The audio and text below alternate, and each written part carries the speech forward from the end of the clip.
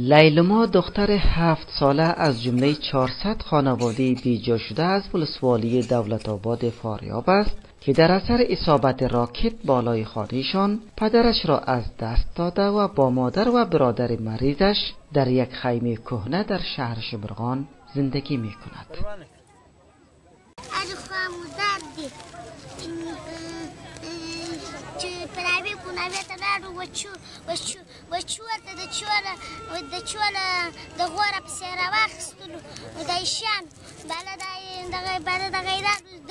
غلام محمد پیرمرد 75 ساله که در کنار خیمه خود تکیه زده از وضعیت بزرگسالان و اطفال این بیجا شده ها شکایت می کند. می گوید